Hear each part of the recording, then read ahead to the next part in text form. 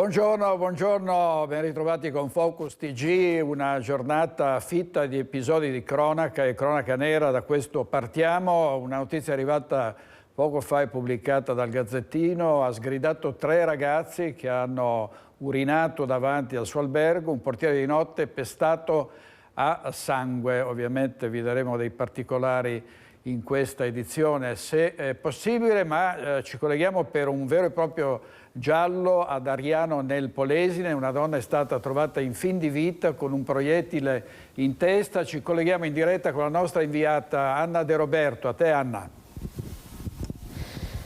Sì, buongiorno direttore, buongiorno ai telespettatori. Siamo in via Fine, è l'ultima abitazione, quella che vedete alle mie spalle di questa via che in qualche modo si trova immersa nelle campagne del Polesine. La notizia di apertura che riusciamo a darvi è questa, ovvero che la donna, una donna marocchina di 32 anni che appunto è in fin di vita, però è all'ospedale, sta lottando tra la vita e la morte. Le sue condizioni per ora sono stabili. È un vero e proprio giallo, perché a chiedere aiuto ai vicini sono stati 2 figlioletti di 8 e 11 anni. Hanno trovato la mamma a terra in cucina agonizzante. Hanno chiamato il vicino di casa che ovviamente ha contattato i carabinieri. Alle mie spalle è questa villetta appunto immersa nella campagna. Guardate, è completamente presidiata su tutti i lati dai carabinieri che hanno fatto le prime indagini questa mattina. Qui c'era anche la scientifica, perché soltanto successivamente si è scoperto, una volta portata la donna in pronto soccorso, che aveva tracce di proiettile nella testa. Quindi è gravissima, ma sta lottando tra la vita e la morte. Il ritrovamento di questo proiettile ovviamente ha dato il via alle indagini che sono coordinate dal sostituto procuratore Maria Giulia Rizzo, e come potete vedere da questa mattina tutta l'area qui dell'abitazione, che è un'abitazione anche piuttosto grande, è stata interdetta. Ci sono 4 gazzelle dei militari e ce n'è anche una, se con il collega Federico Cibotto riusciamo a farvi vedere, ce n'è anche una che sta pattugliando l'argine del Po. Quindi davvero l'accesso all'abitazione è interdetto da tutti quanti i lati. Non siamo nemmeno in grado di dirvi se in questo momento all'interno della casa vi siano presenti i 2 ragazzini, né se vi fosse un papà. In questo momento stiamo attendendo anche noi notizie dal tenente colonnello Biancucci, che ci farà sapere. Ci sono ovviamente delle indagini in corso. L'area è questa, ma è un vero e proprio giallo, proprio perché inizialmente si pensava che fosse un incidente domestico. Nessuno ha sentito rumore di sparo, non è stata trovata un'arma, perché si era immaginato anche che si potesse trattare di un gesto estremo, ma l'arma non è stata trovata. A chiamare, come vi dicevo, i carabinieri è stato un vicino di casa che pare che sia anche lui di origini marocchine e parente della vittima. Noi siamo qui in attesa di raccogliere nuove informazioni e a breve dovrebbe arrivare il tenente colonnello. Il sindaco di Ariano Polesine, Luisa Beltrame, che abbiamo contattato, ha detto che sta attendendo anche lei di avere notizie dalla procura, non ha aggiornamenti per noi, quindi è davvero un vero e proprio giallo, proprio perché appunto l'arma non è stata trovata. Grazie molte, grazie. Se ci sono aggiornamenti chiedici di nuovo la linea. Grazie molte. Anna De Roberto, inviata da Ariano nel Polesine, un vero e proprio giallo. Andiamo a Venezia per la politica. Oggi il ritorno in Consiglio regionale dell'esponente di Fratelli d'Italia Joe Formaggio, che era stato sospeso per presunte molestie nei confronti della consigliera leghista Milena Cecchetto. Tra l'altro oggi si sono ritrovati insieme sullo stesso taxi che andava verso Palazzo Ferrofini, e quindi immaginiamo che sia stato un incontro imbarazzante. Vedremo gli sviluppi di questa vicenda e avremo probabilmente Joe Formaggio nei prossimi giorni in esclusiva. Vediamo il servizio che avevamo mandato in onda subito dopo la deflagrazione di questo caso. Vediamo. Caos mediatico stamattina, tutti i giornali, cioè un casino. Ieri sera usciamo dal Consiglio, siamo lì nell'atrio, lei è seduta sul bracciolo di un divano, io arrivo lì per chiacchierare, la spingo per la spalla, lei si siede sul divano, io mi siedo nel bracciolo, cominciamo a chiacchierare anche con altre persone, del più, del meno, insomma battute, eccetera, come facciamo di solito, e poi ci siamo salutati, e tutto tranquillissimo, ciao, eccetera, e dopo mi sveglio stamattina con questo casino. Veramente non capisco cosa sia successo. Gio Formaggio non capisce cosa sia successo. Ripercorre quegli attimi trascorsi nell'atrio di Palazzo Ferrofini, proprio davanti all'aula del Consiglio regionale Veneto. È lì che Milena Cecchetto si sarebbe sentita molestata. Lei, consigliera della Lega, lui di Fratelli d'Italia, entrambi vicentini ed ex sindaci, lui di Albettone, lei di Montecchio Maggiore. Si conoscono da 14 anni, ma questa volta qualcosa nel rapporto tra i due si spacca. Di molestia si può parlare perché comunque lui ha dichiarato di avermi spinto sul divanetto, quindi non è un toccare una spalla o comunque un gesto, voglio dire, non controllato. Mi ha spinto sul divanetto e quel bacio che lui dice di avermi dato sulla guancia per andare via non era proprio così ricambiato e così affettuoso come lui vuol far credere. Molestie, ma stiamo scherzando?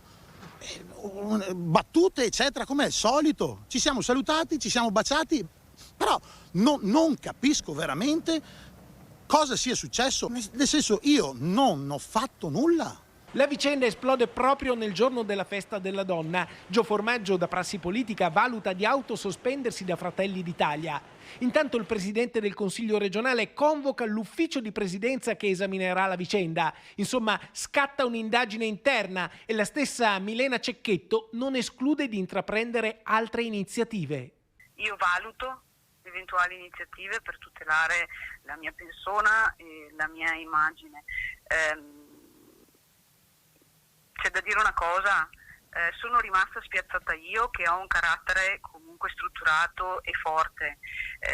Per la prima volta capisco perché per le donne è così difficile denunciare e oggi mi rendo conto della paura di intraprendere determinati percorsi. Ho provato a contattare Milena adesso con tutto sto casino, magari mi risponderà domani, dopodomani, perché veramente voglio parlargli, non so se ho urtato la sua sensibilità con qualche battuta, gli chiederò anche scusa, ma veramente non vedo l'ora di vederla a quattro occhi, parlarci, perché non ho nulla da nascondere, nel senso è un'amica.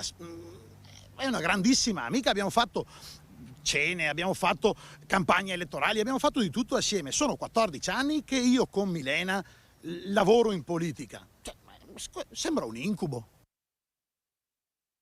Ecco, mi sembra un incubo, e questo era Gio Formaggio prima della sospensione, un servizio di Carlo Alberto Inghilleri che riepilogava la vicenda, prima della sospensione di 5 giorni, oggi il ritorno a Palazzo Ferrofini sullo stesso taxi acqua in cui c'era Milena Cecchetto, avrà avuto modo ovviamente di parlarne, e Formaggio ha dichiarato che se la Cecchetto non dovesse procedere con una denuncia per molestie, lui procederà con una querela per diffamazione. Vedremo gli sviluppi di questa vicenda. Intanto i rapporti tra Lega e Fratelli d'Italia, anche in seguito a questa vicenda, probabilmente sono molto tesi. Fratelli d'Italia chiede più spazio, chiede maggiore visibilità, ma Roberto Marcato a Montorio Veronese durante la festa del popolo veneto ha risposto con parole che fanno discutere. Sentiamo. Ci sono discussioni in regione perché siccome siamo a metà mandato, Fratelli d'Italia, visto che ha avuto un risultato alle politiche un po' più forte del nostro, Fratelli d'Italia vuole cambiare le carte adesso e dice vabbè, vogliamo adesso avere dei posti in più, vogliamo avere delle presidenze di commissione, vogliamo avere la vicepresidenza della regione, vogliamo cambiare perché è cambiato l'assetto politico. Io voglio militare in un partito che quando Fratelli d'Italia fa queste richieste, la risposta è col cazzo! Col cazzo! Questa è la risposta. E se la mettono via, se ci sarà il terzo mandato lo farà ancora Zaia. se non ci sarà il terzo mandato, se la mettono via tutti, Fratelli d'Italia, Forza Italia, PD, sarà ancora un candidato della Lega. Punto.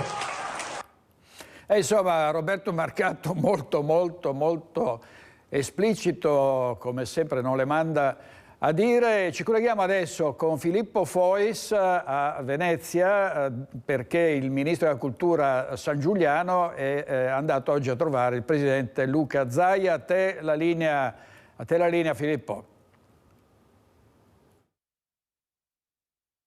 Buongiorno da Venezia, il ministro Sangiuliano ha appena terminato di parlare qui all'Università di Ca' Foscari. Tra i presenti c'era il sindaco Luigi Brugnaro e naturalmente il presidente della regione Luca Zaia. L'importanza di rilanciare i nostri beni culturali sono un po' il nostro soft power per parlare di politica internazionale, vero? Sì, grazie, buongiorno a tutti.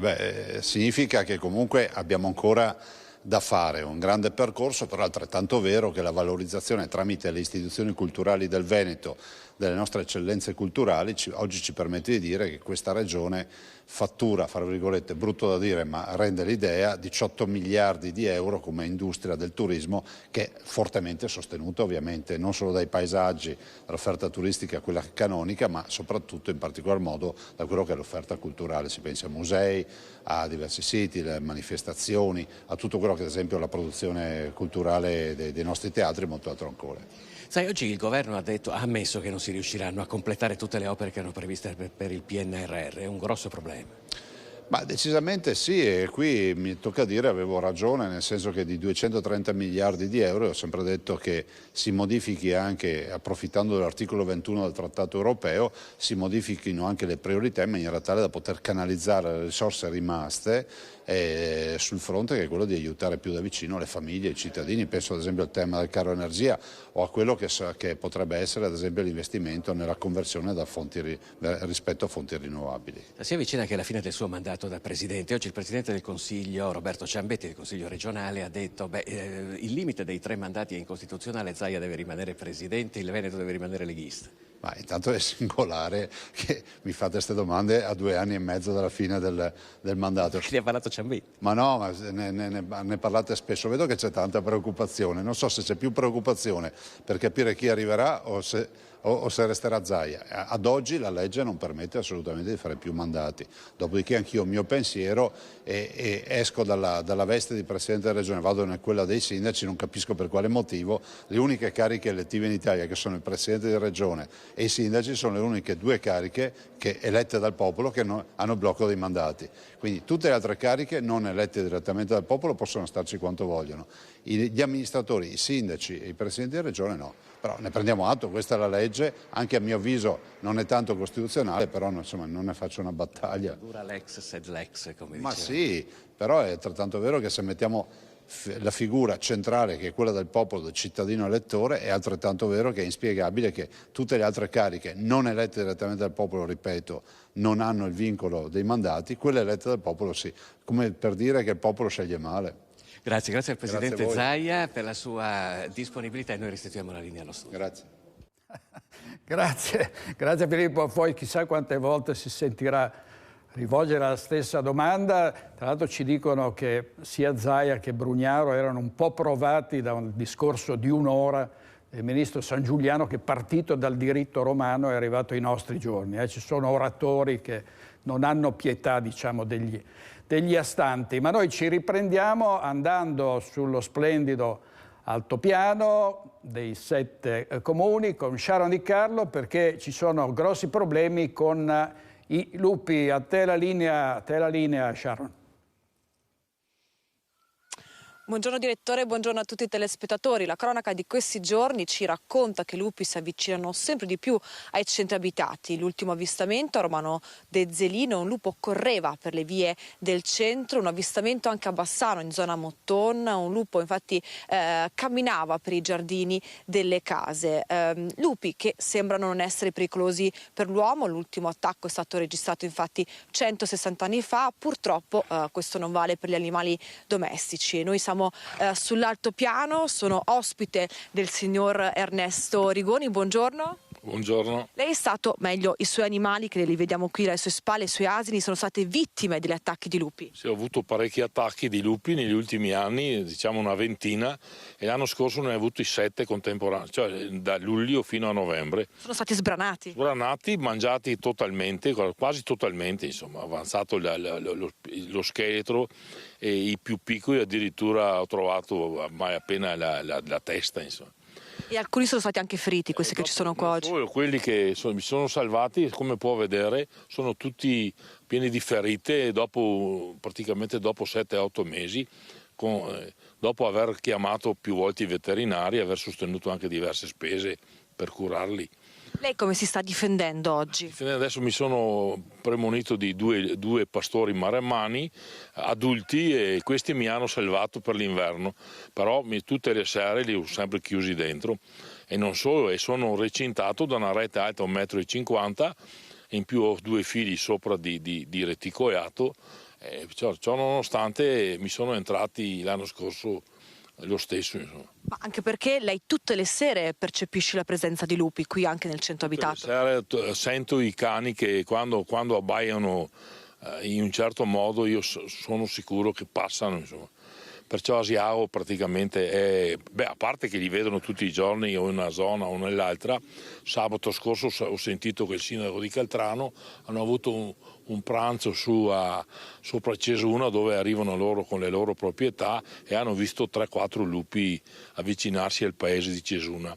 Qua dietro a casa mia, 1 mese e mezzo fa, una signora che stava portando il figlio con la carrozzina in quanto ha dei problemi, e aveva un lupo a 3 metri e ha preso paura, poi hanno chiamato i carabinieri, dopo io ho visto sui giornali e sui media, praticamente le autorità preposte devono darsi una mossa e risolvere il problema definitivamente, insomma. Ma come intende risolverlo questo problema? Devono uccidere o abbattere i soggetti più aggressivi, quelli che attaccano gli animali, e dopo non solo devono monitorare, tenerne un po' di meno se devono tenerli, e dopo anche non solo i danni che arrecano i lupi. Mi sembra che la regione faccia quello che vuole, non è che discute che danno hai avuto, ti chiede hai avuto 1000 ti pago 1000, o hai avuto 300 ti pago 300, non decidono solo loro. Ecco, diciamo. Quindi c'è una normativa oggi che... Bisogna stabilire delle regole. Se io ho avuto un danno da parte dei lupi, mi contatti e mi dici per te quanto vale? 100, per me vale 80, troviamo una soluzione, ma non che ti mandano i soldi dopo 1 anno e mezzo e ti mandano quello che vogliono loro. Anche perché lei, dopo le perdite che ha avuto negli ultimi mesi, chiuderà. Certo, io sono destinato a chiudere, anche perché ho una certa età, però diciamo che i danni sul letto piano rimangono, perché sono terreni incolti, centinaia di ettari di campi che sono incolti perché la gente non può più affittare, non può più portare gli animali al pascolo, in quanto sono aggrediti da questi lupi. Insomma. Che consiglio può dare ai cittadini che negli ultimi giorni si sono visti lupi in città? Cosa bisogna fare? Se non ha animali, gli animali bisogna chiuderli dentro. Diciamo che il lupo aggredisce particolarmente gli asini, i cavalli piccoli e i vitellini, ma diciamo che la mucca da latte e la mucca grande difficilmente la attacca, insomma. Però anche i cani, perché prima ho intervistato una persona che mi ha raccontato che il suo cane è stato sbranato da un lupo. Io ho avuto il cane, non ho neanche raccontato, io avevo un cane, un pastore belga, ho trovato le zampine qua nel prato mio, le hanno mangiato completamente. Un cane che aveva 4 anni anche, ho trovato le zampe e lì avanti, insomma, e la testa, hanno mangiato tutto. Grazie Ernesto Rigoni.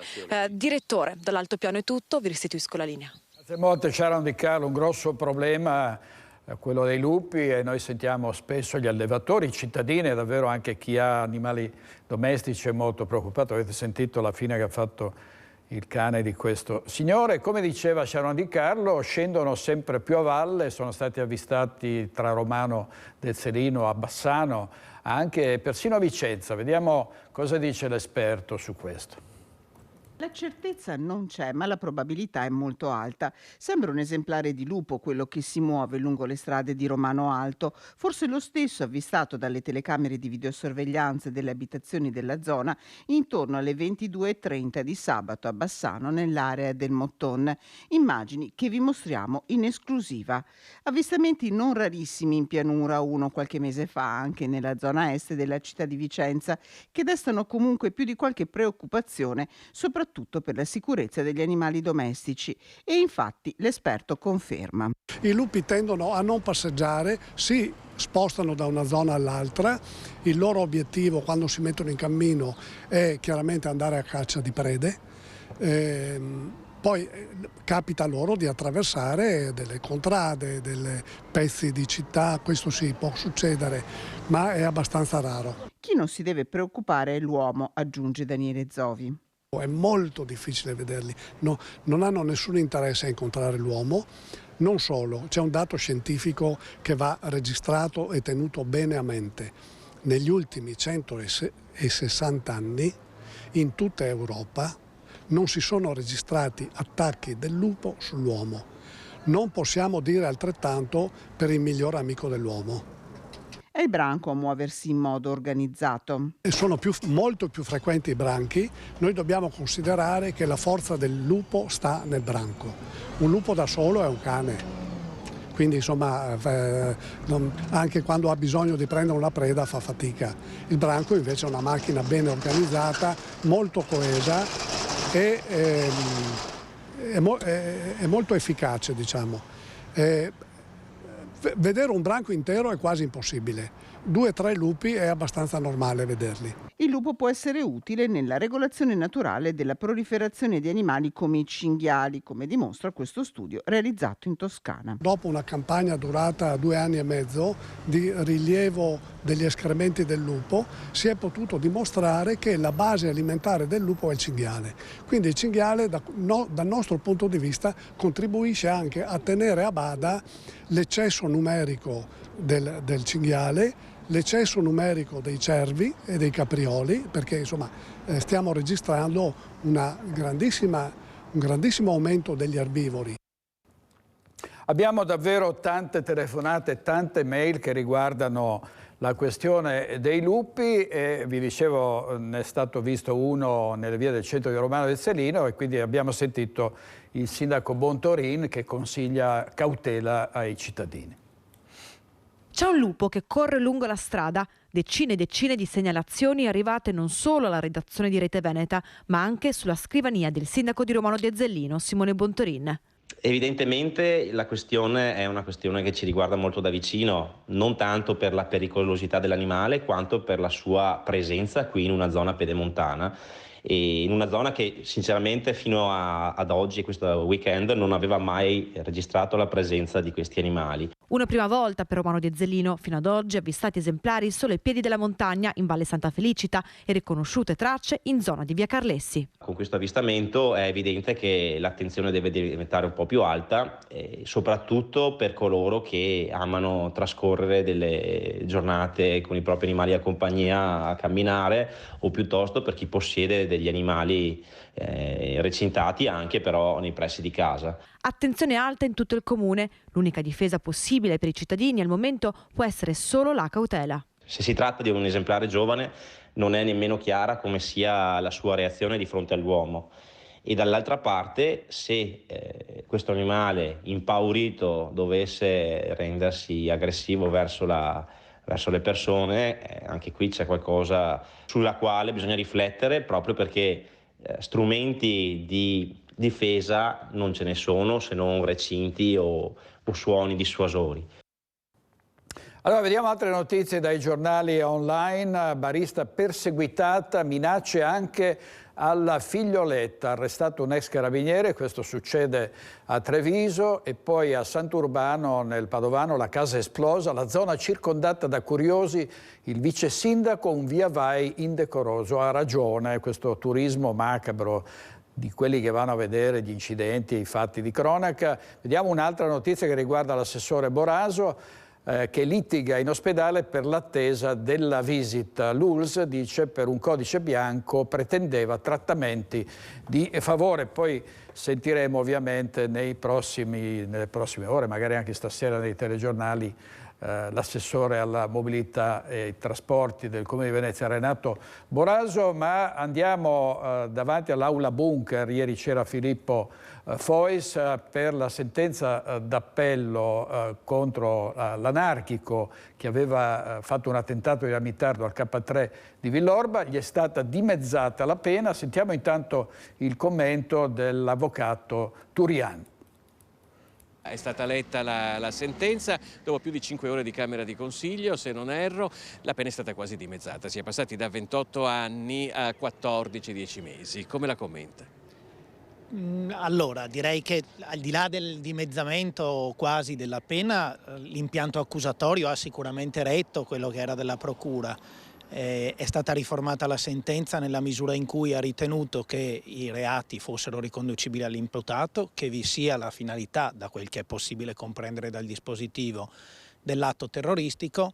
Semplicemente, usando un virgolettato, ha ritenuto la Corte che quell'atto non fosse volto ad attentare alla vita ma all'incolumità delle persone, e di conseguenza l'articolo 280 prevede una rideterminazione della pena da un minimo di anni 20 ad un minimo di anni 6, e la conseguenza è stata quella appunto di calmierare la pena. Lei si aspettava che ci fosse una così drastica riduzione degli anni di carcere? Allora, ciò che interessava per parte della parte civile appunto che vado assistendo era che venisse accertata la responsabilità e la finalità terroristica. Questo è stato confermato, come del resto sono state confermate per intero le statuizioni civili risarcitorio del danno, per cui la parte civile in questo dal punto di vista sostanziale perde di interesse, la sentenza è stata confermata.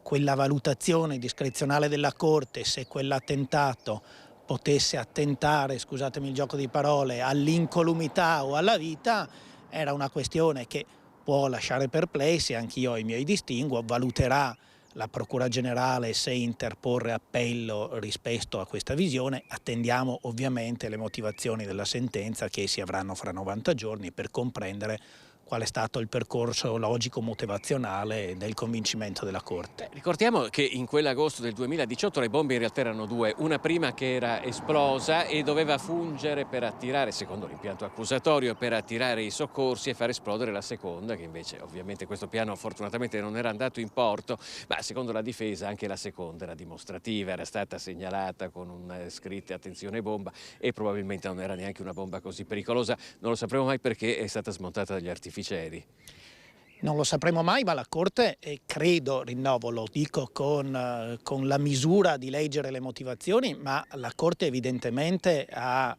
ritenuto che non fosse un gesto dimostrativo, diversamente non avrebbe riconosciuto l'attentato per finalità terroristiche. Per quanto concerne le statuizioni della parte civile, quelle sono state accolte in primo grado, non era stato interposto appello e oggi sono state integralmente confermate. Ricordiamo, l'avvocato rappresenta la Lega come parte civile e sono state sempre riconosciute in tutti e due i gradi d'appello appunto i risarcimenti.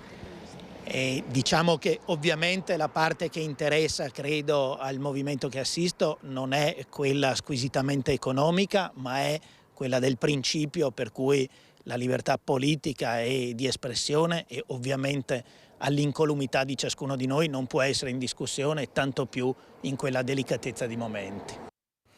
L'avvocato Trubian al microfono di Filippo Fois. Andiamo in diretta da Christian Arboit per sentire altre reazioni rispetto a questa sentenza. A te la linea, Christian.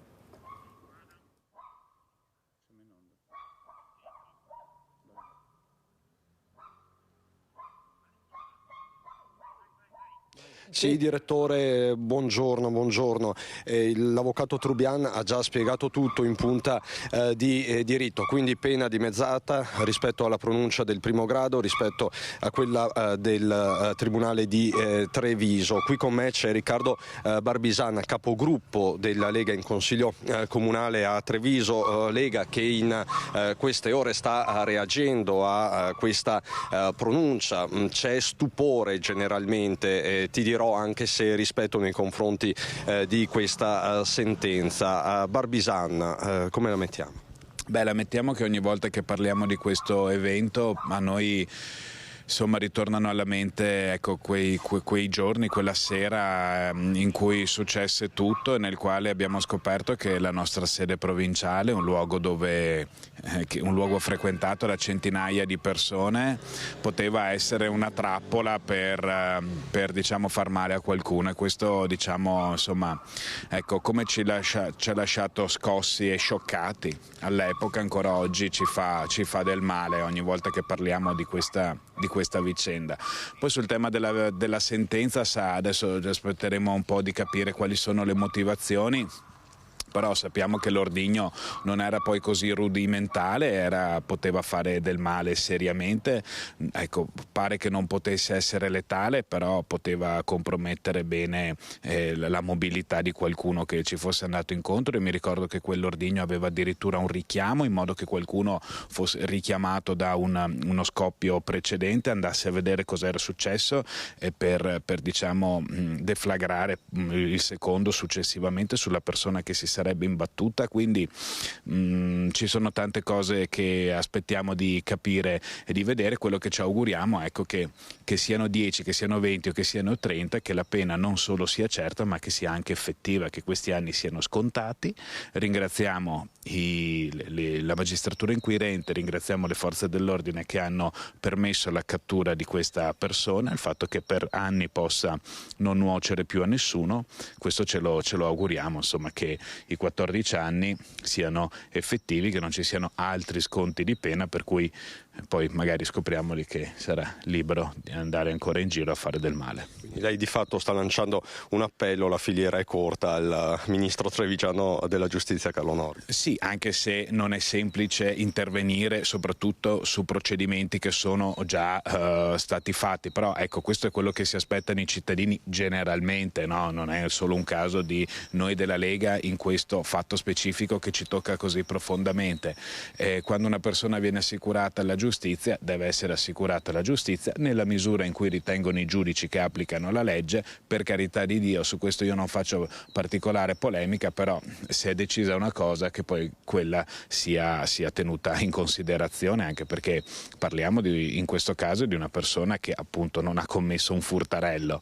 Ecco, se quella sera qualcuno avesse aperto la porta per andare a fumare una sigaretta, uno dei 4 che era lì presente, oggi parleremmo di ben altre cose e forse avremmo uno dei 4 o un paio di loro in ben altre condizioni e non liberi e belli di camminare sulle loro gambe per la città. Ecco, ricordiamo che quei 4 erano Alessandro Manera, attuale assessore della Giunta Conte, Mauro Michelon, Giuseppe Canova e Pierpaolo Florian. Quindi sentiremo nel corso della giornata anche le loro reazioni. Quindi si resta in attesa delle motivazioni. Entro 90 giorni dovrebbero essere depositate in Corte d'Appello a Venezia e poi appunto questo probabilissimo, lo avete sentito dalle parole dell'avvocato Trubian, 3° grado di giudizio, quindi la parola probabilmente passerà alla Cassazione. Per il momento è tutto con Renato Capoia, direttore, ti restituisco la linea. Grazie Cristian e al capogruppo del Consiglio Comunale di Treviso Riccardo Barbisan. E un'altra vicenda ha suscitato rabbia e indignazione, cioè il fatto che non saranno estradati in Italia 10 ex terroristi delle Brigate Rosse, colpevoli anche di omicidi. Ovviamente rabbia da parte del figlio di Lino Sabbadin, macellaio di Santa Maria di Sala, che fu ucciso da Cesare Battisti e dai gruppi proletari armati nel 1979.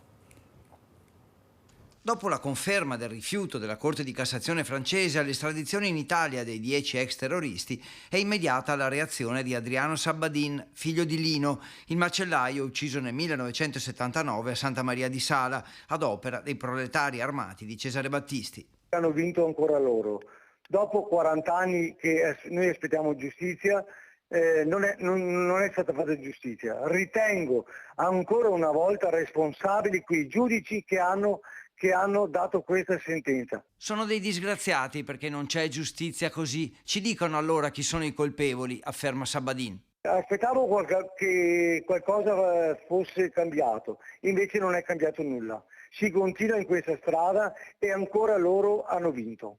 Ce l'aspettavamo invece il commento di Giovanni Ceola, legale italiano di Luigi Bergamin, un altro dei 10. Valuto positivamente questa decisione, ha detto. Cosa dovevano fare? Portare in Italia una persona di 75 anni per rieducarla, una persona che da 50 anni vive in Francia? Bergamin, che faceva parte dei proletari armati per il comunismo, è stato condannato per concorso morale nell'omicidio commesso da Cesare Battisti del maresciallo Antonio Santoro a Udine nel 1978. Servizio di Federico Fusetti. Adesso andiamo a Padova perché ieri è stata sfiorata una tragedia durante la demolizione dello stadio Appiani. Un pezzo della gradinata è piombato su un'auto in cui c'erano madre e figlia, sono rimaste leggermente ferite. Ci colleghiamo subito in diretta con Francesco Rattai. A te Francesco. Buongiorno da Padova, siamo davanti alla gradinata dello stadio Appiani, dove ieri è successo che un calcinaccio della fase appunto dello stadio in demolizione della gradinata è caduto sul tetto di un'auto, ferendo lievemente madre e figlia che in quel momento transitavano lungo via Marghera, la strada che è alle nostre spalle. Siamo insieme all'assessore e vice sindaco Andrea Michalizzi. Cosa è successo ieri? Voi siete arrivati subito sul posto insieme all'assessore Bonavino. Sì, un fatto molto grave che non doveva accadere. Abbiamo immediatamente verificato l'accaduto. Il piano di sicurezza sottoscritto dal Comune prevede che durante quel tipo di lavorazione, quindi la demolizione di questo tratto di tribuna, la viabilità doveva essere chiusa ed era prevista anche una viabilità alternativa. Questo non è stato fatto e quindi è un errore di sottovalutazione da parte di chi svolgeva un lavoro molto, molto grave. Quindi noi intendiamo che i nostri lavori, i nostri cantieri, qui in questa zona ci sono le massime condizioni di sicurezza sia per chi lavora ma anche per le zone circostanti, quindi adesso i nostri uffici stanno sviluppando tutto il lavoro perché questo continui ad accadere. Nel frattempo il cantiere è ripreso, la demolizione della parte superiore è terminata secondo le prescrizioni di sicurezza, quindi questo noi abbiamo ristabilito, il proseguire dei lavori con le condizioni di sicurezza sottoscritte, e questo ieri è venuto meno.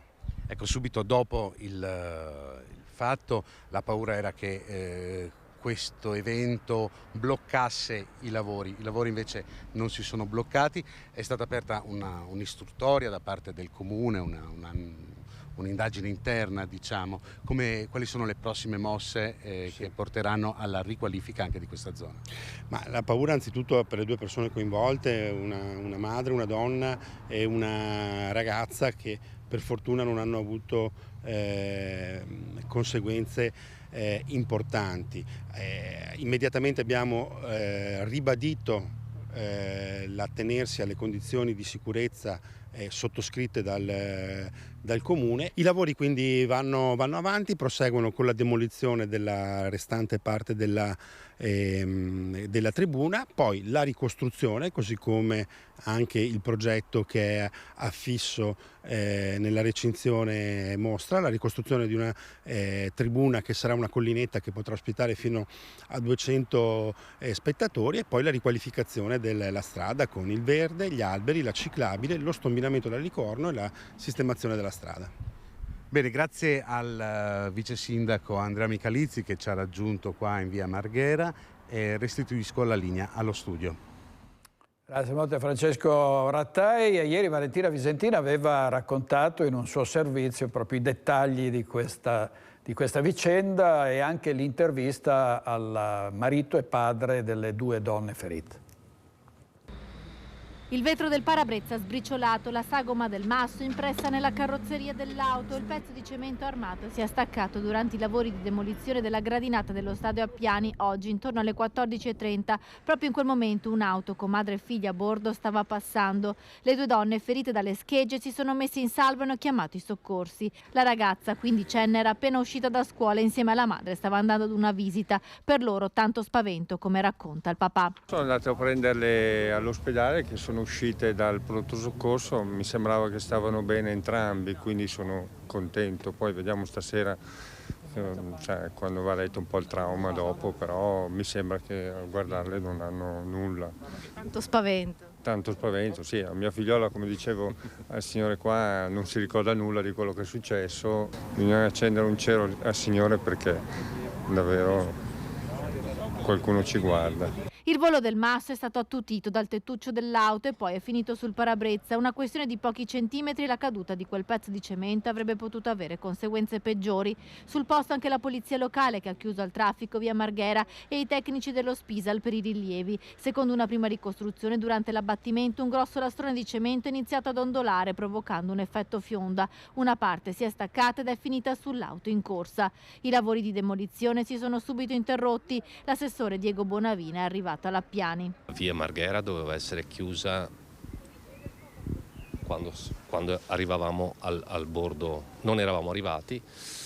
Questa è una valutazione dell'impresa, faremo tutti gli accertamenti necessari per capire, insomma, ecco, questo sicuramente, perché, ripeto, stiamo qui a parlare in grande tranquillità, per fortuna, perché non è successo niente, perché insomma, poteva succedere qualcosa, quindi dobbiamo valutare le sicurezze. Il cantiere non verrà chiuso, domani mattina i lavori riprenderanno mentre via Marghera verrà chiusa.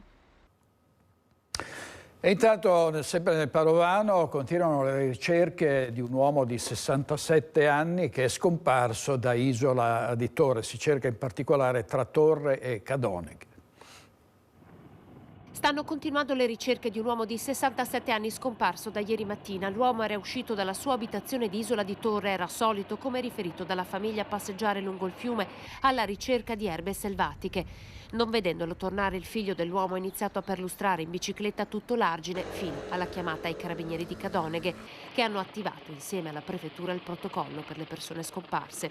Le operazioni di ricerca sono ancora in corso lungo la passerella tra Torre e Cadoneghe. 3 mezzi dei pompieri più la barca con ecoscandaglio, unità cinofile e protezione civile comunale. Come base d'appoggio è stata utilizzata la piazzetta Sant'Andrea davanti alla chiesa, che rimarrà a disposizione dei mezzi di ricerca e di soccorso per tutta la giornata di oggi.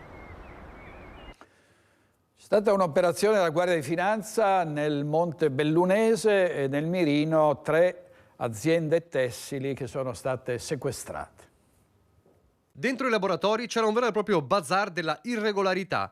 Assenza di estintori, di segnali per l'uscita di sicurezza e delle luci di sicurezza alle porte di emergenza, vie di fuga ostruite, mancata formazione dei dipendenti, scarse condizioni igieniche e lo smaltimento illecito di 20 metri cubi di scarti tessili accatastati in un box auto adiacente a uno dei laboratori. Il blitz delle fiamme gialle del Comando Provinciale di Treviso con il supporto di Vigili del Fuoco, Spisal, Ispettorato del Lavoro e ARPAV, nonché il contributo dei comuni interessati, ovvero Crocetta del Montello, Cornuda e Giavera del Montello. I 3 opifici, che operavano sulla base di commesse ricevute da imprese locali, sono stati sottoposti a sequestro preventivo, mentre gli amministratori sono stati segnalati alla Procura per violazione delle norme in materia di salute e sicurezza sui luoghi di lavoro e per illecito smaltimento di rifiuti. Non basta. L'approfondimento della posizione dei laboratori ha permesso di accertare pendenze tributarie per 2 milioni di euro da parte delle 10 ditte, tutte amministrate da stranieri, che dal 2007 hanno gestito i 3 laboratori. Si tratta di vere e proprie imprese apri e chiudi che, dopo essere divenute insolventi, hanno trasferito personale e macchinari nella successiva impresa costituita ad hoc, che ha continuato a operare sempre nello stesso luogo con gli stessi clienti e fornitori, cambiando soltanto nome e partita IVA. Servizio di Nicola Zanetti, abbiamo parlato ieri a Focus TG nella parte dell'approfondimento con Francesco Calzavara, assessore al bilancio della Regione del Veneto, e Fabio Bui, ex presidente della provincia, del ruolo degli enti locali, regioni, province, comuni rispetto alle risorse del PNRR, rispetto all'autonomia. Oggi siamo andati con Carlo Inghilleri, siamo in diretta da Vicenza col presidente della provincia Andrea Nardin per il bilancio di previsione sugli stanziamenti per scuole e strade. A te la linea, Carlo.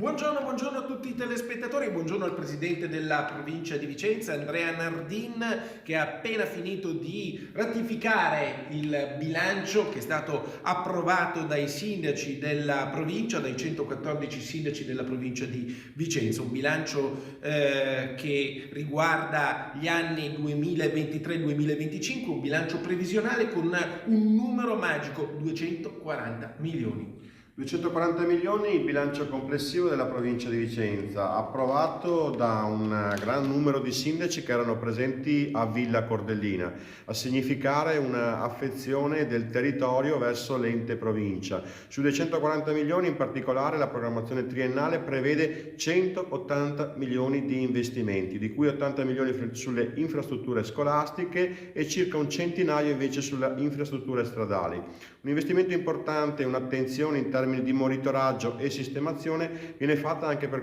tutto il tema relativo alla sicurezza dei ponti. Numerosi sono i ponti che verranno sistemati, ponti stradali, altri invece verranno via via verificati. Sull'investimento scolastico la cifra è importante proprio per l'alto numero di istituti scolastici che la provincia deve seguire. Siamo su 40 istituti scolastici che ricomprendono oltre 100 edifici, quindi per questo la cifra di mantenimento, monitoraggio ed investimenti straordinari è notevole. Un'attenzione quindi che va principalmente in queste due direzioni, senza trascurare però anche la promozione turistica ed investimenti in quelle che sono le altre tematiche che la provincia segue. Benissimo, io ringrazio il presidente Andrea Nardin che avete sentito, ha detto già tutto, per cui restituisco la linea allo studio.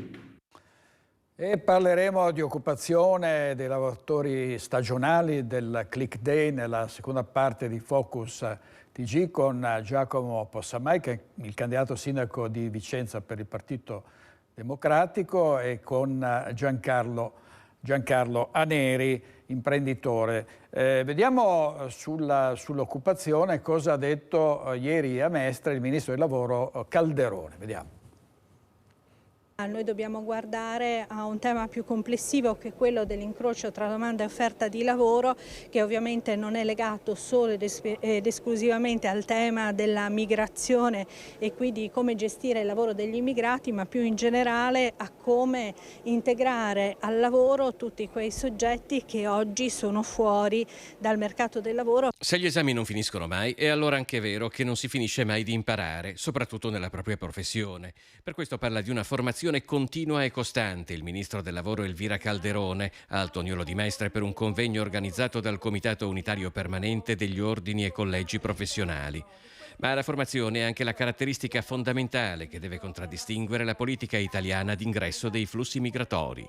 Il decreto che abbiamo approvato recentemente prevede una programmazione triennale e anche un percorso che è legato alla formazione nei paesi d'origine, quindi a un ingresso di lavoratori che hanno già una prima formazione che poi va consolidata in Italia. Il lavoro poi deve avere una paga dignitosa e valorizzare chi lo svolge. Si inquadra così la legge dell'equo compenso approvata dal Senato e ora al vaglio della Camera.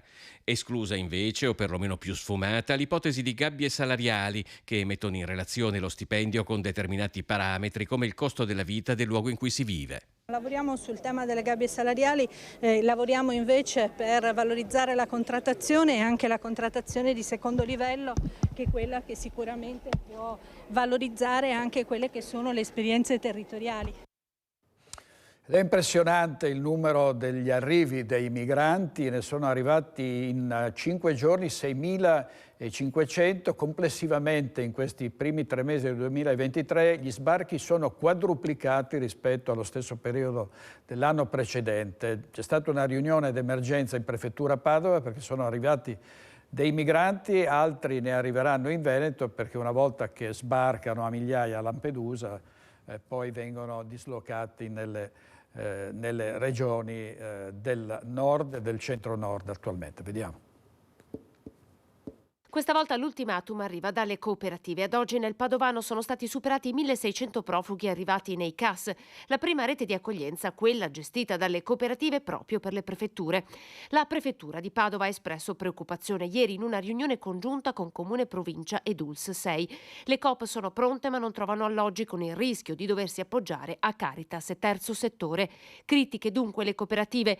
Per Lega Coop Veneto la misura sarebbe colma. Gli enti gestori hanno riempito tutti gli spazi a disposizione, serve aprire un centro nuovo in via del tutto straordinaria. A preoccupare anche il tema dei minori non accompagnati. È notizia di pochi giorni fa che il governo ha imposto anche a Padova l'accoglienza dei minorenni, mentre finora erano orientati a Vicenza. Lo scorso 26 gennaio il prefetto Grassi aveva convocato tutti i sindaci della provincia proprio per parlare di accoglienza, una sessantina quelli che parteciparono su 102. In quell'occasione il prefetto si era rivolto proprio ai primi cittadini per chiedere loro di rendersi disponibili ad un'eventuale accoglienza diffusa. Servizio di Anna De Roberto, e il Click Day è stato un risultato piuttosto deludente. Molti dicono che senza gli immigrati non si potrà andare avanti, nonostante il Click Day, insomma, che se ne siano presentati tanti, la manodopera è quasi sparita, e quindi sperano che ci possano essere questi flussi, un aumento del flusso degli immigrati regolari. Vediamo il servizio di Christian Arboet. Abbiamo chiesto 2 operai, 2 ragazzi dall'Albania, insomma. Uno tra l'altro era già stato da noi, quindi l'abbiamo richiesto, e un altro ragazzo che verrà insieme, insomma, in teoria, se tutto va bene. Gli italiani si fa fatica a trovare aiuto, diciamo così, quindi si cerca in altre parti. Sara è titolare di una piccola azienda a Ponzano, dove però soprattutto nei momenti del raccolto c'è bisogno di braccia. Per questo attraverso Coldiretti ha partecipato al Click Day. Lavoratori manuali principalmente, perché comunque i macchinari bene o male li usiamo noi, però il lavoro più proprio di raccolta e di lavorazione abbiamo bisogno di gente, insomma, soprattutto in piena stagione. Basta farsi un giro al mercato di Campagna Amica Preganziol per capire che quello dell'agricoltura è un lavoro complesso, talvolta una missione. Perché è un lavoro dove non ci sono orari precisi, non c'è, d'estate fa caldo, d'inverno fa freddo, e una serie di cose che non aiuta. Poi ci vuole passione, ci vuole un po' di volontà. L'agricoltura fa fatica a andare avanti, perché i lavoratori dipendenti dei nostri si fa molto fatica a trovare. I nostri non si adattano più di tanto al lavoro dei campi, dei territori, molto difficile. Eppure non mancano storie in controtendenza come quella di Marco, 21 anni, di Giavera, banconiere soddisfatto del proprio lavoro. Io sono partito facendo la scuola alberghiera, dopodiché diplomatomi negli anni del Covid, ho trovato questa opportunità e l'ho presa al volo. Ho cominciato, mi trovo bene, il contatto con il pubblico, io ho studiato cucina principalmente, quindi il contatto col pubblico c'era poco, era un'esperienza diversa, nuova, che mi sembra di riuscire a fare anche bene, ecco. E anche i ristoratori hanno i loro problemi per la mancanza di personale, e pensare che per Pasqua c'è il tutto esaurito, viste le prenotazioni che sono già arrivate. Quindi si va verso un periodo decisamente favorevole, sia adesso che a Pasqua, che poi anche questa estate. Vediamo come vanno le cose per i ristoranti. Bene, a parte il personale, vediamo. Stanno andando verso il tutto esaurito le prenotazioni al ristorante per il giorno di Pasqua, quindi cittadini padovani, residenti, ma anche turisti, persone che si troveranno a Padova, in provincia di Padova, nel fine settimana di Pasqua, frequentano i pubblici esercizi e beneficiano dell'accoglienza garantita dai circa 1.100 locali che saranno aperti appunto il giorno di Pasqua. Saranno circa 70.000 i padovani e i turisti che sceglieranno ristoranti e trattorie per festeggiare Pasqua e Pasquetta.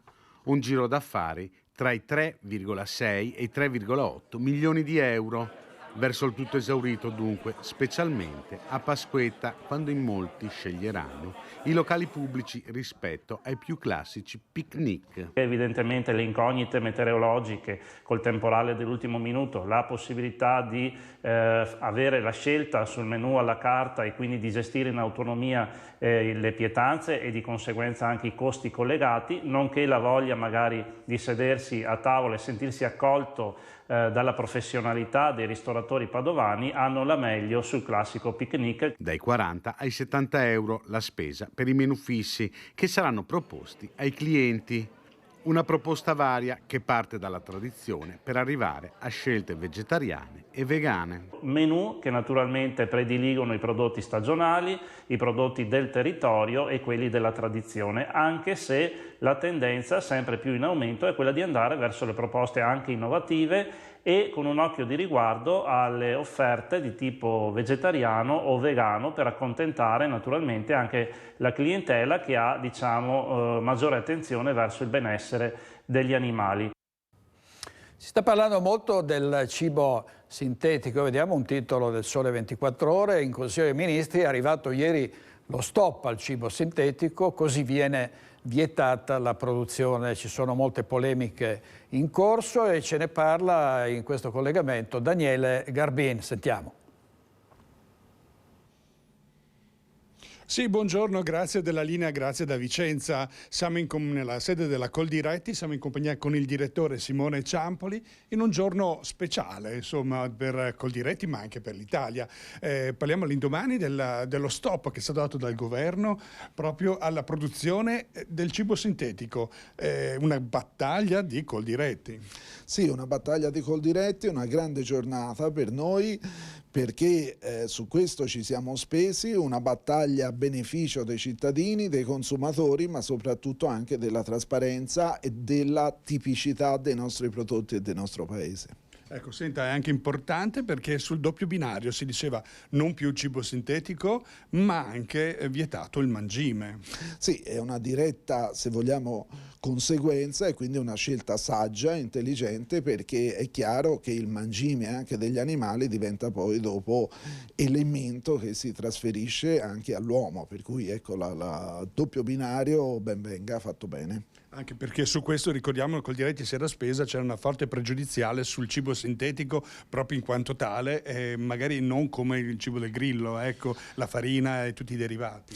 Sì, assolutamente sì, sono due elementi diversi, uno trova gli elementi della naturalità indipendentemente dai gusti e sarà poi cittadino, l'altro invece trova gli elementi del laboratorio, dell'industria, della chimica, con tutti i dubbi ancora da capire e le incertezze sulla salute, per cui il principio di precauzione è essenziale. Ecco, abbiamo visto che il Coldiretti si è spesa molto, proprio anche con una raccolta firme massiccia per dare un segnale chiaro all'amministrazione. È una vittoria di tutti alla fine, comunque abbiamo visto il Presidente Meloni che si è poi stretto a Roma, la delegazione presente. Come valuta questo passaggio? No, una vittoria di tutti, una vittoria di Coldiretti anzitutto, che ha iniziato questa battaglia, ha raccolto a oggi oltre 500.000 firme e anche sul territorio oltre 5-6.000 firme. Dall'altra parte però è una vittoria dei territori, dei comuni, delle province, che su questo hanno avuto la sensibilità e hanno voluto marcare in maniera forte la distintività della nostra nazione, dalla Sicilia al Trentino Alto Adige. È un'affermazione che il cibo è elemento culturale, di storia e di tradizione a cui non intendiamo rinunciare. Ecco, diciamo che cos'è che si dice no, come era fatto questo cibo sintetico? Beh, noi diciamo no anzitutto alla produzione, alla trasformazione e commercializzazione su tutto il territorio nazionale di prodotti di laboratorio, che poi le tecniche produttive variano a seconda delle produzioni, perché parliamo di carne sintetica, parliamo di latte sintetico, parliamo anche di vegetali sintetici. Essenzialmente produzioni di laboratorio, riproduzioni di laboratorio di cellule animali piuttosto che altro, coltivate in bioreattori, che poi dopo alla fine anche il saldo, se vogliamo, energetico, perché uno dei temi che qualcuno poneva è quello di dire, beh, insomma, questo consente di avere un saldo energetico migliore, miglior consumo di acqua, per cui tutela per l'ambiente, si sta dimostrando invece esattamente il contrario, perché la produzione di questi prodotti, ecco, chiamiamoli così, e consuma invece tanta acqua, consuma tanta energia, emette anche tanta CO2, insomma, per cui ottima giornata. Ecco, allora direi con questa ottima notizia ringraziamo il direttore di Coldiretti. Grazie a voi e buon lavoro. Grazie, con questo restituisco la linea. Grazie Daniele, grazie molte, informazioni importanti. Vediamo una bella storia da San Biagio di Callalta. Una signora di 75 anni ha trovato un portafogli e ha subito provveduto a restituirlo. Vediamo. Questo è il tuo portafoglio, guarda. Ha trovato un portafoglio con 900 euro in contanti dimenticato nel carrello della spesa, soldi che potevano fare gola a qualche malintenzionato, ma sono finiti nelle mani di Giuliana, che ha deciso di restituirlo, un bel gesto che la 75enne ha compiuto senza esitazione. Ho visto questo portafoglio e ho aspettato 20 minuti se qualcuno veniva a prenderselo, che si accorgesse, però non è successo e così l'ho portato a casa. Dopo alcune ricerche, figlia e genero sono riusciti a individuare la residenza dei due coniugi. In casa non era presente nessuno, hanno perciò deciso di lasciare un biglietto. Sono Giuliana e ho trovato il suo portafoglio. Giorgia e Silvia, coppia trentenne di origine romena, lavorano e risiedono in Italia con il loro figlio di 2 anni e mezzo, Stefan Gabriel. Il portafoglio di Silvia conteneva i risparmi necessari per fare degli acquisti al loro piccolo. Non ci siamo accorti fino alle 10 di sera, quando siamo tornati a casa. Siamo andati in macchina a cercarlo, abbiamo chiamato i nonni per vedere se era dai nonni, ma il portafoglio non c'era. Soldi utili che dovevano servire al vostro piccolo. Sì, soldi utili che dovevano servire al nostro piccolo e sono emozionato. Non ve l'aspettavate? No, non me l'aspettavo, sono rimasta proprio senza parole. Un bel gesto quello che ha fatto. Spero di sì. Io mi sento tranquilla così. Bel servizio di Nicola Marcato. Chiediamo anche le stracittadine legate alla Padova Marathon. Tornano le corse da 10 chilometri, di 1 chilometro, che a causa delle restrizioni erano state ridotte. Vediamo il servizio di Francesco Rattai. Il Covid l'abbiamo accantonato, anche con qualche gesto scaramantico l'abbiamo accantonato, però insomma noi siamo molto contenti di ripartire quest'anno con le stracittadine, che sono il corredo perfetto per la maratona. Il 23 aprile tornerà in Prato della Valle la Padova Marathon. Con lei anche le classiche stracittadine da 5, 10 e 1 chilometro. Una corsa che negli scorsi anni era stata ridimensionata e che ora può tornare ad aggregare come prima del Covid. Noi abbiamo continuato sempre, abbiamo fatto la maratona, abbiamo fatto la mezza maratona e adesso finalmente ritorniamo anche alle stracittadine che, lo ribadisco, sono il vero evento per la città di Padova, perché insomma Prato della Valle sarà un tripudio di festa, saranno tutte le famiglie che si ritroveranno in piazza con i bambini, con i figli, voglia di stare assieme, voglia di girare, di visitare la nostra città. Io credo che veramente questo sistema Padova stia dando dei risultati meravigliosi. Una corsa e una manifestazione votata alla sostenibilità, con a disposizione più di 50 erogatori d'acqua e il potenziamento della raccolta differenziata. Abbiamo anche improntato ancora di più questo evento verso l'obiettivo dell'impatto zero.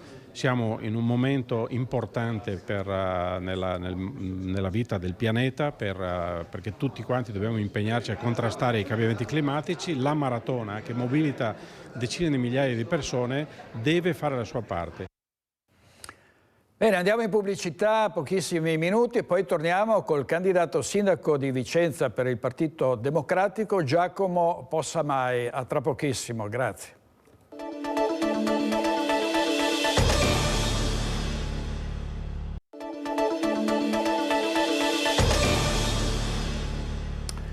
Di nuovo in diretta con Focus TG, abbiamo in collegamento il candidato sindaco a Vicenza per il Partito Democratico, Giacomo Possamai. Buongiorno Possamai. Buongiorno a voi. Buongiorno, grazie, benvenuto in questa parte di Focus TG che è dedicata all'approfondimento. Allora, il titolo che abbiamo preparato è Giacomo Possamai, se diventerò sindaco, puntini. Se diventerà sindaco... Volete darmi dei suggerimenti? Il titolo è aperto. È un titolo che prevede delle risposte e delle prospettive. Allora, prima dovesse diventare sindaco a Vicenza, da dove partirebbe?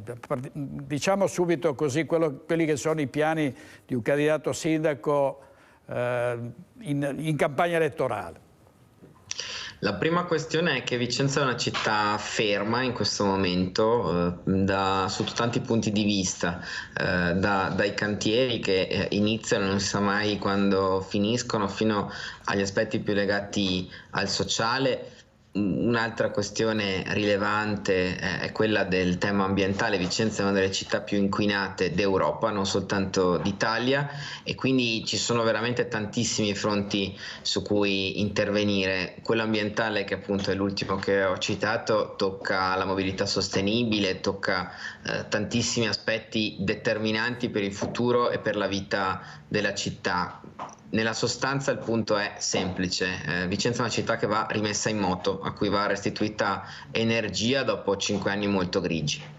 Senta Possamai, lei ha lanciato la sfida dal Teatro Comunale, davvero impressionante la platea. Vediamo il servizio che avevamo mandato in onda di Carlo Alberto Inghilleri. GP Show, spettacolo politico con grandi ospiti e un protagonista, Giacomo Possamai, nella veste di presentatore, conversatore e ovviamente candidato del centro-sinistra alla poltrona di sindaco di Vicenza.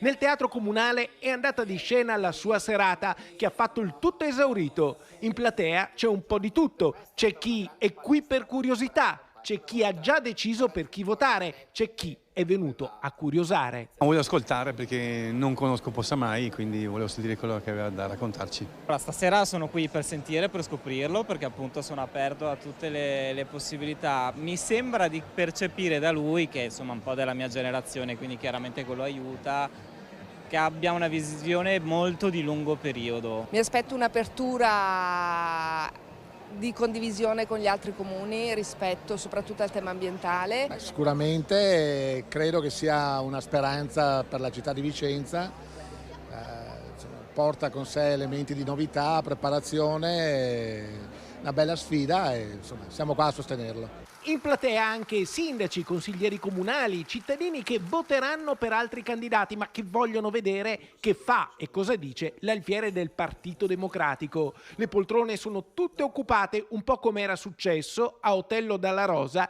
5 anni fa, quando era toccato a lui il ruolo di candidato del centro-sinistra. Poi vinse al primo turno Francesco Rucco con la sua lista civica sostenuta dal centrodestra, ma questa è altra storia e ogni storia è a sé. Oggi lo sfidante è lui, Giacomo Possamai. È l'idea di una città più attenta all'ambiente, siamo una delle città più inquinate d'Europa, di una città che faccia dell'attrattività e del suo ruolo di città universitaria una grande fonte di crescita. È una città attenta al sociale, attenta agli ultimi, insomma una città che cresce senza lasciare indietro nessuno. Giacomo Possamai sta sul palco in compagnia dei suoi ospiti, candidati di centrosinistra che al loro tempo ce l'hanno fatta, che sono diventati sindaci, come piacerebbe anche a lui. Li interroga, gli danno consigli, lui si confronta. C'è Giuseppe Sala, il sindaco di Milano, Sergio Giordani di Padova, Damiano Tommasi di Verona. Unico particolare, sono tutti indipendenti, mentre Giacomo Possamai ha la tessera del Partito Democratico. Ma questi sono particolari, sfumature. La politica è fatta di idee, di concretezza, di coerenza. In platea ci sono esponenti del terzo polo centrista e riformista di Renzi e di Calenda. C'è l'ex coordinatore provinciale di Forza Italia, Matteo Tosetto. Tutti oggi appoggiano il candidato del Partito Democratico, assieme ad alcune liste civiche con Sinistra Italiana ed Europa Verde. Oggi la politica si fa anche così, dai palcoscenici, dai teatri, dai centri congressi, ma poi le vere scelte le fanno i cittadini, spente le luci della ribalta, da soli, dentro alle cabine elettorali. Dunque, appuntamento al 14 maggio. Allora e solo allora si giocherà la vera partita. Malizioso servizio di Carlo Alberto Inghilleri sulla questione. Invece sono tutti indipendenti, Possamai invece è del Partito Democratico, ma d'altra parte il centro-sinistra ha ottenuto dei successi a Verona e a Padova e vorrebbe suggellarli con la vittoria di Giacomo Possamai a Vicenza. Senta Possamai, a proposito del Partito Democratico, chiedevo ieri durante Focus a un esponente del suo partito se in qualche modo può essere un elemento così importante la virata a sinistra di Elly Schlein al Partito Democratico, no? Tenendo conto che lei è un riformista, che i vicentini sono notoriamente dei moderati. È un fattore che c'entra, può influire o, diciamo, quando si va alle amministrative gli elettori votano la persona, no? Si dice sempre. Mi pare che sia molto vera quest'ultima frase, direttore, cioè normalmente alle amministrative i cittadini votano la persona e tengono veramente poco conto delle dinamiche nazionali. Tenete conto tra l'altro che in questo momento il PD a livello nazionale è in crescita, almeno in tutti i sondaggi questo è il dato, però a parte questo credo che, anche se appunto il dato potenzialmente sarebbe favorevole, incida poco a livello locale, perché a livello locale c'è tutto il tema delle liste civiche. Io prendo come esempio la coalizione che mi sostiene, di 6 liste, 5 di fatto sono liste civiche, ci sono anche qualche figura legata ai partiti al loro interno, ma nascono da liste civiche. C'è la civica del sindaco, che è una civica, chiamiamola pura, cioè con persone interamente nuove, senza esperienze politiche pregresse in città. Ci sono altre 2 liste che sono proprio fatte tutte da persone esterne ai partiti, quindi nei fatti le amministrative sono proprio un'altra gara, un'altra corsa e c'entrano poco le dinamiche nazionali. Per fortuna, aggiungo io, adesso su Vicenza deve decidere Vicenza e non devono certo decidere le dinamiche romane. Certamente. Allora, a proposito di Vicenza, anche provincia di Vicenza, c'è il grande problema della sicurezza. C'è stato un incontro a Montecchio Maggiore, si sono incontrati amministratori, sindaci, il prefetto, il questore, vediamo com'è andata e poi parliamo appunto del problema sicurezza a Vicenza. Vediamo.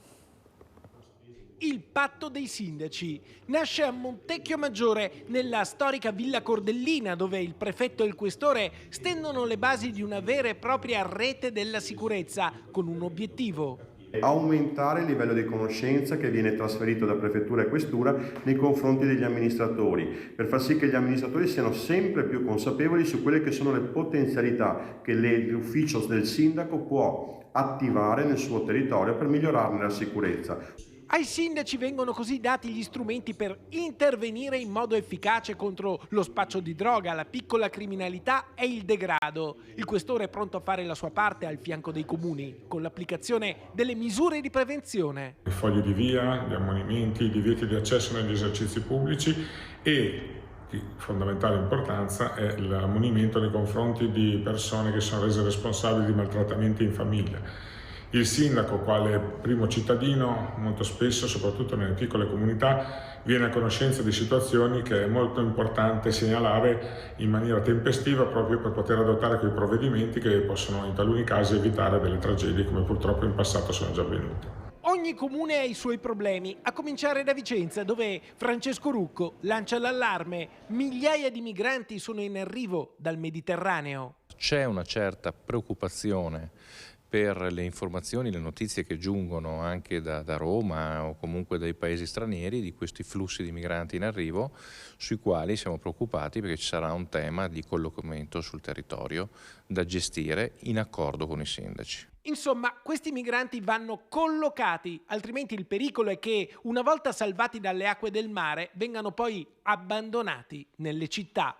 Lasciarle per strada non è aiutarle e quindi dobbiamo assolutamente pensare a un percorso di integrazione, visto anche la grande richiesta lavorativa delle nostre aziende sul territorio, e quindi cercare di coordinare tutti gli ambiti e dare una risposta efficace, altrimenti diventa una bomba sociale. Su questo c'è grande preoccupazione da parte dei sindaci. E questo è il sindaco uscente Francesco Rucco, e certo Possamai sono quadruplicati gli sbarchi, scene impressionanti da Lampedusa, previsti molti arrivi nei prossimi mesi nelle regioni del centro e del nord. Come ritiene che i comuni, in particolare Vicenza, debbano affrontare emergenze che non sono più emergenze, ormai sono pane quotidiano? Il punto è proprio questo, non sono più emergenze, nel senso che la cosa da evitare in ogni modo è una gestione come quella di 5, 6, 7 anni fa, cioè quella delle ondate precedenti, ce la ricordiamo tutte, con migliaia di persone stipate dentro a luoghi tipo la caserma Serena a Treviso o l'Hotel Adele a Vicenza. E fu una situazione drammatica, perché non soltanto chiaramente perché ci stava dentro, ma anche perché ebbe un impatto pesantissimo sulle città dove venivano inserite dove venivano portate insomma queste persone. E il tema cruciale è questo, cioè il tema cruciale è che se vengono messe migliaia di persone tutte nello stesso posto, non gli viene insegnata una lingua, non vengono fatti corsi di avviamento professionale, il rischio che poi queste persone vadano e si spostino da questi posti e diventino parte dei mondi legati alla microdelinquenza è elevatissima. Quindi il primo punto cruciale è organizzare in maniera diffusa l'accoglienza, evitare che sia fatta tutta negli stessi luoghi, tutta concentrata negli stessi posti, e soprattutto che ci siano dei percorsi di accompagnamento, chiaramente prima di tutto per verificare chi ha diritto di restare e chi non ha diritto di restare, ma una volta che si capisce chi ha diritto di restare, queste persone devono in una qualche misura essere formate, accompagnate, o il rischio è che non si integrino in alcun modo e che diventino parte, diciamo così, di quelli che oggi vediamo nella città di Vicenza, per fare un esempio, a Campomarzo e in altre realtà più problematiche del nostro territorio. Quindi questo è il punto più delicato in assoluto, e dobbiamo far tesoro degli errori del passato, perché già qualche anno fa abbiamo visto che cosa significa non gestire il fenomeno migratorio. Sì, questa è la questione dell'accoglienza diffusa. Anche qui ci sono veramente diverse scuole di pensiero, tanti sindaci non vogliono sentirne parlare, altri sono disponibili. Veniamo alle risorse, no? Si sta parlando molto del PNRR e ieri ha lanciato un po' un allarme il ministro Fitto, che ha detto non riusciremo a realizzare tutte le opere previste, ci sono dei ritardi, c'è una grande responsabilizzazione dei comuni. Il sindaco uscente è andato avanti e sta andando avanti con l'alta velocità altre opere. Se diventasse sindaco Giacomo Possamai continuerebbe su questa linea, cioè il completamento delle opere già in fieri e già in attivo? Allora, sicuramente io non sono della scuola che quello che è stato fatto da chi ti ha preceduto debba essere cancellato, nel senso che ci sono cose buone, le cose buone vanno mantenute. Io ho l'impressione che sulla TAV purtroppo a Vicenza si sia dormito in questi anni, e che il fatto che la giunta, il sindaco non si siano occupati della questione fino in fondo abbia portato a un pesante peggioramento del progetto tra il preliminare e il definitivo. Penso al numero di abbattimenti che è quintuplicato, alle aree di cantiere che sono triplicate, quindi un impatto molto forte sulla città. E anche sul PNRR spero e credo che ci sia il tempo e lo spazio di attrarre nuove risorse, perché rispetto ad altri comuni Vicenza al momento ha ottenuto poco. Sono convinto anche che per come sta andando il PNRR a livello nazionale la possibilità di recuperare risorse nuove ci sia e ci sarà, perché chiaramente i residui che stanno rimanendo sono pesantissimi, perché si sta spendendo troppo poco. In maniera molto semplice, fino ad oggi sono stati fatti dei bandi, ma rispetto a quei bandi non si è speso quello che si sarebbe dovuto, il rischio di restituire i soldi all'Europa è molto elevato, quindi prima di restituirli penso che lo Stato troverà un modo di spenderli e quindi chiederà ai comuni di tirare fuori progetti e idee per cercare di spendere velocemente quelle risorse. Su questo dovremo farci trovare chiaramente pronti. Ecco, mai sulla questione dei trasporti, no? Si sta cercando di collegare l'Interland meglio di quanto non sia stato fatto finora con il centro, insomma con la periferia. Che problemi vede da questo punto di vista, cioè diciamo sul versante della viabilità dei trasporti? Il tema dei trasporti è delicato sicuramente in una città come Vicenza. Tenete conto che tra l'altro con la TAV a Vicenza arriva il filobus e quindi arriva la prima linea, diciamo, dedicata di mobilità pubblica, e quindi quello sarà un altro intervento importante sulla città, un intervento che è già finanziato, ma bisogna liberare spazio nelle strade per far passare il filobus, un po' quello, direttore, che è capitato a Padova con il tram e che avete raccontato anche voi con le vostre televisioni in questi anni, quindi non è una cosa banale. Penso che in generale l'aspetto dei trasporti sia determinante, perché c'entra con il tema che dicevo prima, cioè quello più legato all'inquinamento. Senza un buon trasporto pubblico le nostre città restano ingolfate di auto, e quindi questo comporta oggi sul tema per esempio delle polveri sottili un impatto enorme. La pianura padana è l'area più inquinata d'Europa complessivamente. Guardate, io sono rimasto molto colpito qualche mese fa da alcuni articoli di giornale che raccontavano come sono quadruplicati i ricoveri in pediatria, soprattutto dei bambini, appunto per malattie respiratorie a causa della qualità dell'aria. Ecco, credo che questo ci faccia capire quanto questa è diventata un'emergenza vera e come abbiamo il dovere di metterci mano. Bene, Giacomo Possamai, candidato sindaco di Vicenza, stia con noi perché diamo un po' di pubblicità e poi torniamo da lei, dai nostri telespettatori a tra poco. Grazie.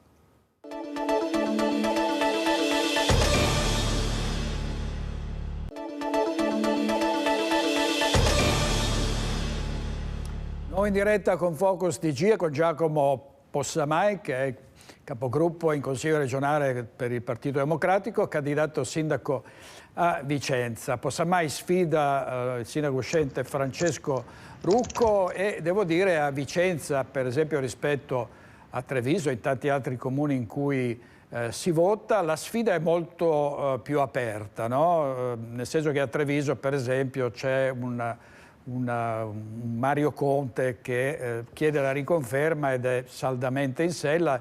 I giochi a Vicenza sembrano più fluidi, soprattutto ci sono anche contrasti all'interno del centrodestra. Cosa ci dice a riguardo, Possamai?